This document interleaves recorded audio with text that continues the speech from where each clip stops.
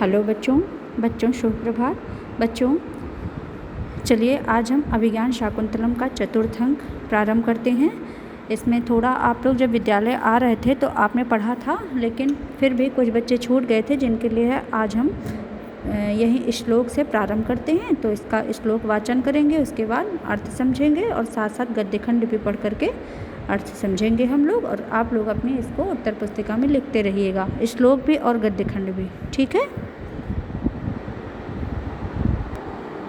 हाँ बच्चों, रम्यांतरः कमलिनी हरितैः सरोभिः छाया द्रुमैर्नियमित अर्क मयूख तापः भूयात् कुशेशय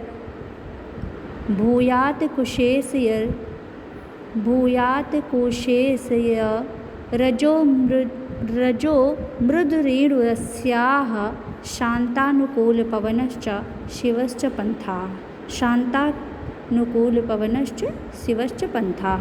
बच्चों ये इसकी जो नीचे वाली लाइन है, ये आपका सूक्ति वाक्य है, इसको आपको समझना है ढंग से, और ये इम्पॉर्टेंट भी बहुत है आपके परीक्षा के दृष्टिकोण से। तो और ये कौन कह रहा है, तो आप ऊपर देखिए लिखा हुआ है आकाशे, यानी आकाशवाणी हुई है। शकुंतला की विदाई का अवसर चल रहा है, तो उस पर क्या कहा है ये देखिए। रम्यांतरः कमलिनी हरितैः सरोभिः और छाया द्रुमैर् नियमित अर्क मयूख तापः। अस्याह पद से किसका बोध हो रहा है? अस्याह मतलब शकुंतला, अस्याह शकुंतलाया यानी इस शकुंतला का, और पंथाः माने मार्ग। कमलिनी कमलिनी माने कमल लताएँ, और हरितई माने हरे भरे। सरह माने तालाब, सरोभी तृतीया का बहुवचन है, तालाबों से। रम्यांतरः मनोहर बीच वाला, मनोहर मध्य वाला या बीच वाला हो। छाया द्रुमयी छायादार वृक्षों से। नियमित अर्क मयूख तापः, नियमित यानी कम किया गया है। अर्क मयूख तापः, मयूख माने किरणें होती हैं, ठीक है, किरणें, और अर्क माने सूर्य, और तापः माने ताप। तो नियमित अर्क मयूख तापः यानी कम किया गया है सूर्य की किरणों के ताप के द्वारा, ऐसा इसका मार्ग हो, ऐसी कामना की जा रही है।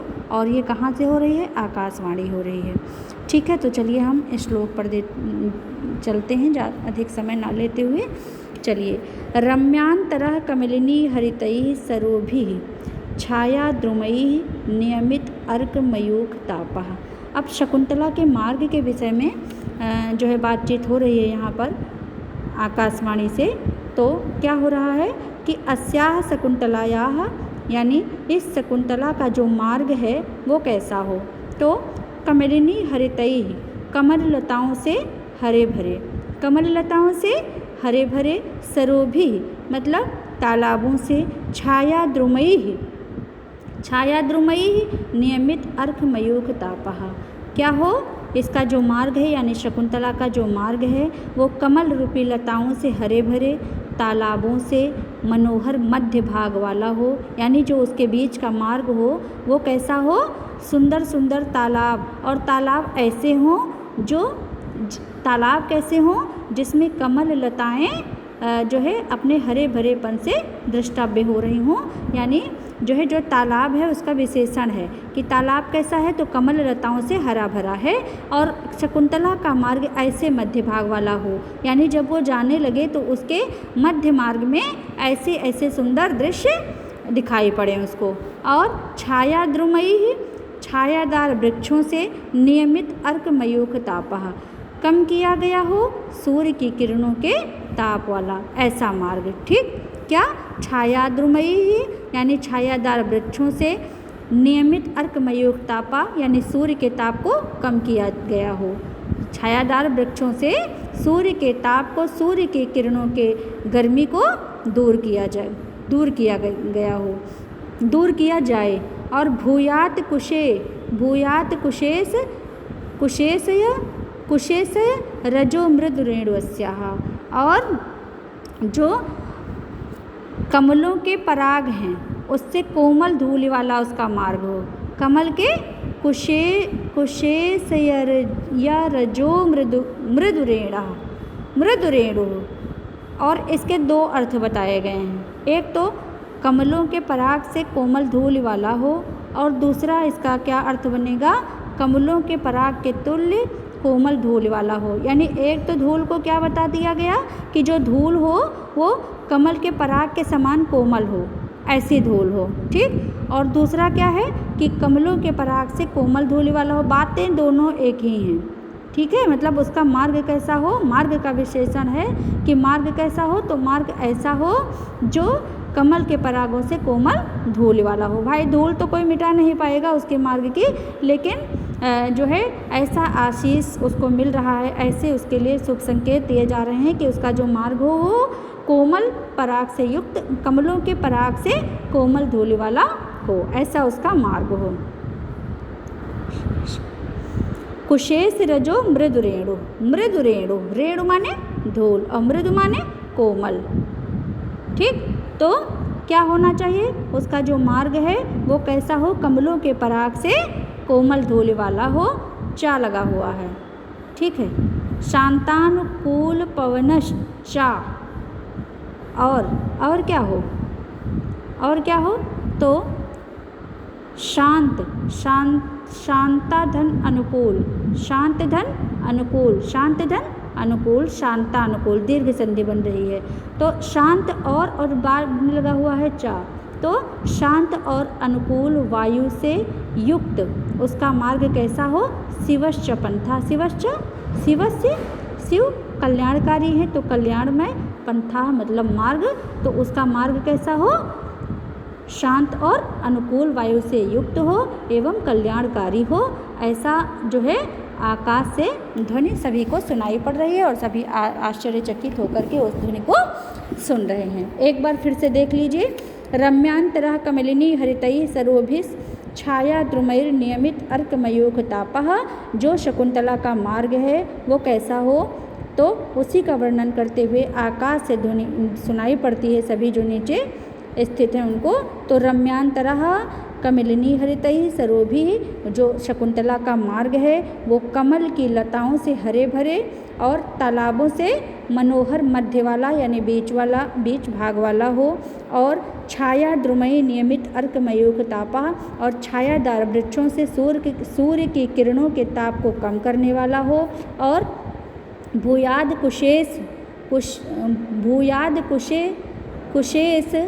कुशेश रजो मृदुरेणु अस्याः। और इसका जो मार्ग है वो कैसा हो, तो कमलों के पराग से कोमल धूल वाला हो, तथा शांतानुकूल पवनश्च शिवश्च पंथा, तथा शांत और अनुकूल वायु से युक्त एवं कल्याणकारी हो, कल्याणमय हो। और सर्वे सविस्मयम् आकर्णयन्ति, सभी लोग बड़े ही आश्चर्य के साथ इस आकाशवाणी को सुनते हैं, ठीक है।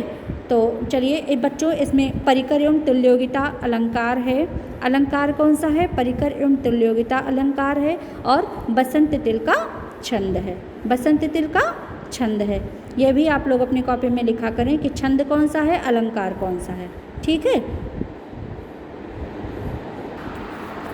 हाँ बच्चों, चलिए आप लोगों ने ये श्लोक समाप्त किया है, इसी के आगे वाला हम ये गद्यखंड पढ़कर समाप्त करते हैं। चलिए, गौतमी कौन है, आश्रम अध्यक्षा है, और यही शकुंतला को लेकर के हस्तिनापुर तक जाएगी भी। तो गौतमी कहती है जाते माने पुत्री ज्ञातिजन स्निग्धाभिर अनुज्ञातगमना असि तपोवन देवता भी प्रणम भगवती। तपोवन देवता भी यानी तपोवन की देवियों के द्वारा, और जाते माने पुत्री। ज्ञातिजन यानी जिनको हम जानते हैं, जो बांधवजनों की स्त्रियां हैं, ऐसी। ज्ञातिजन स्निग्धाभिर अनुज्ञात गमना यानी जिनको हम जानते हैं ऐसी, और स्निग्ध माने स्नेह करने वाली, तपोवन देवता भी यानी तपोवन की देवियों द्वारा तुम्हें क्या हो गया है,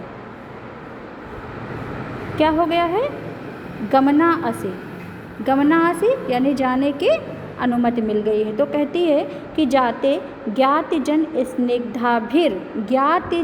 स्निग्धाभिर यानी अपने घर परिवार में रहने वाली स्त्रियों की भांति स्नेह करने वाली तपोवन की देवियों द्वारा, तपोवन देवता भी तृतीया का बहुवचन है, तो तपोवन देवता भी तपोवन की देवियों द्वारा तुझे क्या हो गया है, अनुमति गमना यानी अनुमति प्राप्त हो गई है। और इसी में आप लोगों ने पढ़ा होगा कि पहले 3 तापसियाँ थी जिन्होंने शकुंतला को आशीर्वाद दिया था।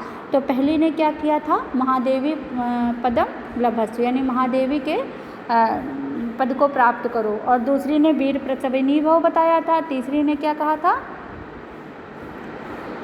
उसने कहा था कि वीर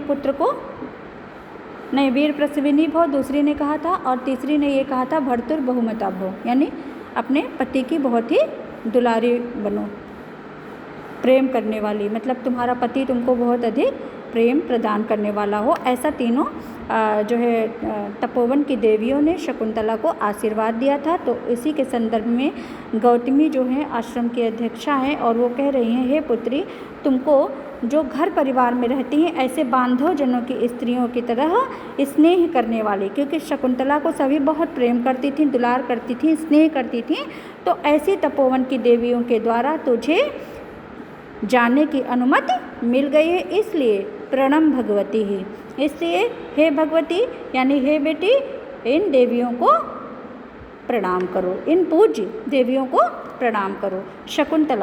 शकुंतला सा प्रणामम परिक्रम्य जनांतिकम, सा प्रणामम यानी प्रणाम करती हुई, और परिक्रम्य चारों ओर घूमकर, परिक्रम में लेप प्रत्यय चारों ओर घूमकर, जनांतिक उसे कहते हैं जो हम कभी कभी किसी सामने वाले के सामने मुंह करके बात नहीं करते हैं, हाथ को ओट में कर लेते हैं, तो वो स्थिति जनांतिक है, हाथ से ओट करके दूसरी ओर। हला प्रियम्बदे और हला आज की अवस्था में जो हम हेलो करते हैं वही है हला, संबोधन के लिए, अपना ध्यान आकृष्ट करने के लिए। हला प्रियम्बदे सखी प्रियम्बदा, आर्यपुत्र दर्शनो उत्सुकाया।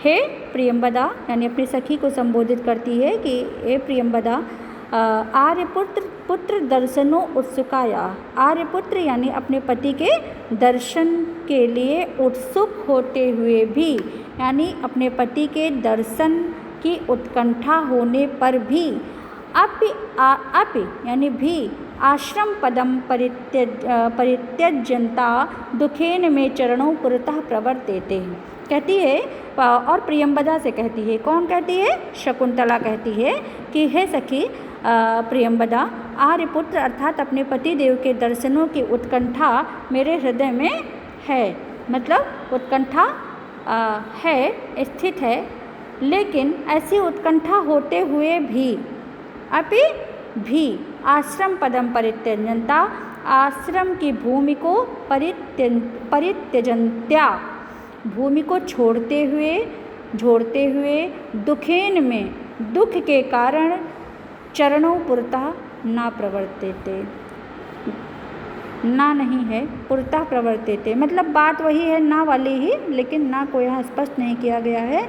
तो कहती हैं कि पैर तो बढ़ रहे हैं, लेकिन कैसे बढ़ रहे हैं, दुखेन में चरणों पुरतः प्रवर्तिते, मेरे चरण मेरे पैर दुख के साथ आगे बढ़ रहे हैं। ठीक है बच्चों, तो प्रणाम करती हुई चारों ओर घूमती है और हाथ से ओट करके दूसरी ओर अपनी सखी को संबोधित करती है, क्योंकि वहाँ पर उसके वरिष्ठ जन वो महादेवियाँ वहाँ पर स्थित हैं, तो उसको कुछ मतलब महाकवि कालिदास जी ने स्त्रियों में जो एक लज्जा का गुण है उसका भी ध्यान रखा है, तो उसी का ध्यान रखते हुए शकुंतला से ये नाटक करवाया गया है कि शकुंतला क्या करती है, हाथ को अपनी ओर दूसरी ओट में कर करके फिर प्रियम्बदा से कहती है कि हे सखी प्रियम्बदे, आर्यपुत्र के दर्शनों की उत्कंठा मेरे हृदय में विद्यमान होने पर भी आश्रम की भूमि को छोड़ते हुए, ठीक है, आश्रम की भूमि को छोड़ते हुए जो मेरे पैर हैं वो दुखेन में चरणों पुरतः प्रवर्तेते,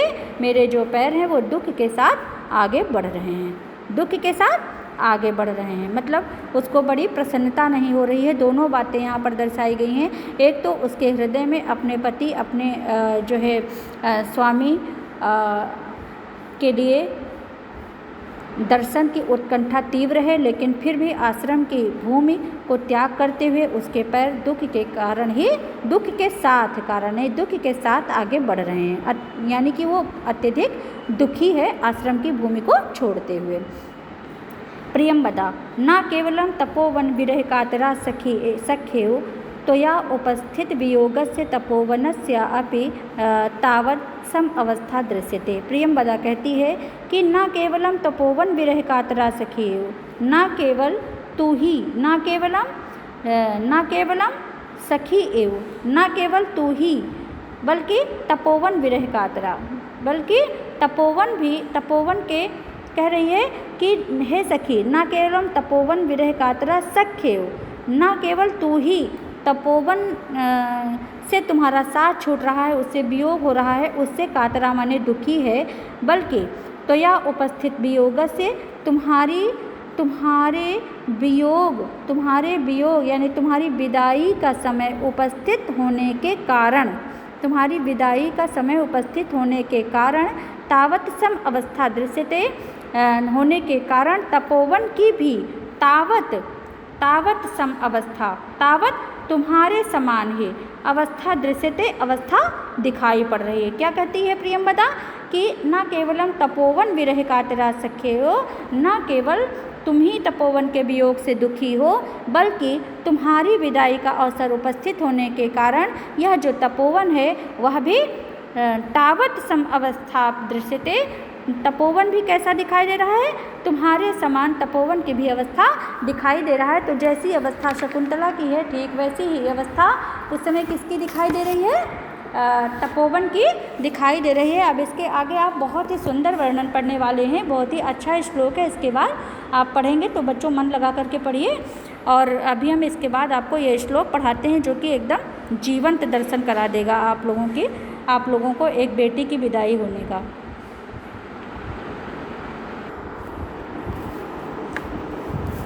उद्गलित दर्भ कवला मृग्याः परित्यक्त नर्तना मयूराः अपसृत पांडुपत्रा मुंच्यत अश्रूण इव लता। अश्रूण इव लता उत्प्रेक्षा का ज्वलंत उदाहरण है बच्चों, ठीक है। तो आप लोग इसी में से ये भी लेते रहा करिए कि कौन सा अलंकार है, क्या है, इसी में आपको सब मिलेगा।